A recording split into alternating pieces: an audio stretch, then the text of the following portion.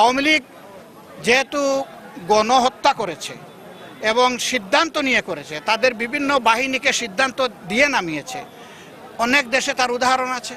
সেই উদাহরণ যদি আওয়ামী লীগের কপালে জুটে, আমাদের কিছু করার নাই। দেখেন, প্রতিবেশী নিয়েই আমাদের চলতে হবে, প্রতিবেশী বদলানো যায় না। আমরা ভারতকে এবারকার মতো আমরা সর্বশেষ বলে দিব যে ভবিষ্যতে তারা এটা করবে না। আমরা ধরে নিচ্ছি যে তারা এটা ইন্টেনশনালি করে নাই। যদি তারা ইন্টেনশনালি করে থাকে অথবা আনইনটেনশনালি করে থাকে, ভবিষ্যতে আর এটা করা ঠিক হবে না, চলবে না।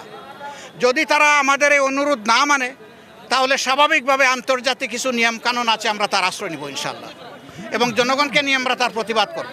অনেকগুলা জঞ্জাল সৃষ্টি হয়েছে গত 15.5 বৎসরে, আপনারাই তার সাক্ষী আর আমি সাক্ষী। এরকম 15.5 বছরে কি আমি আপনাদেরকে একবার পেয়েছি? পাই নাই। কেন পাই নাই? কারণ ভয়ের একটা সংস্কৃতি সৃষ্টি করে রাখা হয়েছিল সর্বস্তরে, যার কারণে মানুষ মুখ খুলে স্বাধীনভাবে কিছুই করতে পারে নাই। আজকে এই জায়গায় কেবল আমরা পা রেখেছি, এটুকুর জন্য তাদেরকে সঙ্গত সময় দিতে হবে। আমরা বলবো না যে এটা দীর্ঘ সময় হোক, বছরের পর বছর হোক, 1 বছর 2 বছর হোক, তা বলবো না। আবার এটাও বলবো না যে 2-3 মাসে সব করে দিবে, এটা বাস্তবতা না। এই জন্য আমরা আশা করি যে এর ভিতরেই, সঙ্গত একটা সময়ের ভিতরে তারা সব কিছুকে গুছে একটা সুষ্ঠু ক্রেডিবল নির্বাচন জনগণকে উপহার দিয়ে তারা চলে যাবে।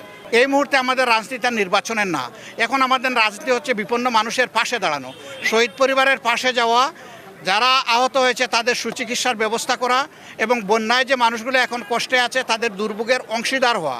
তার পাশাপাশি আইন শৃঙ্খলা পরিস্থিতি রেস্টোর করা। সকল ধর্মের মানুষকে নিয়ে কোনো সংখ্যাগুরু সংখ্যালঘু আমরা মানি না, আপনারা কয়েকদিন ধরে দেখছেন। আমাদের পরিষ্কার বার্তা, এই দেশে আল্লাহ যাকেই পয়দা করবেন, সে যে কোনো ধর্মের মানুষ হোক, সকলের অধিকার সমান। এখানে কোনো সংখ্যাগুরু নাই, এখানে কোনো সংখ্যালঘু নাই। গণহত্যাকারীদের বিরুদ্ধে আমরা বিচার চাইব কিনা, আমাদের আন্তর্জাতিক আদালতে যাওয়া লাগবে না। উনারা যে আন্তর্জাতিক আদালত দেশে সৃষ্টি করেছেন, এখানেই ওনাদের বিচার হবে ইনশাআল্লাহ। না, আমরা শুধু ইসলামিক দলগুলোর সাথে বৈঠক করছি, বিষয়টা এমন না। সকল দলের মতের লোকদের সাথেই আমরা এখন মত বিনিময় করছি যে সবাই মিলে দেশটাকে কিভাবে আমরা সম্মিলিতভাবে সামনের দিকে আগাতে পারি। হিংসা নয়, প্রতিহিংসা নয়, হাতে হাত ধরে সকল ধর্মের মানুষকে আস্থার একটা জায়গায় কিভাবে আনা যায়, সেইটা নিয়ে আমরা সকলের সাথে মত বিনিময় করছি। জামাতে ইসলামী দেখেন জনগণের সংগঠন, এইখানে যে কেউ আসতে পারে, কিন্তু কোনো দুষ্ট লোক আসতে পারবে না, কোনো দুষ্ট দান্দাবাজ মতলববাজ এখানে আসতে পারবেন না, কোনো জায়গা নাই। ওই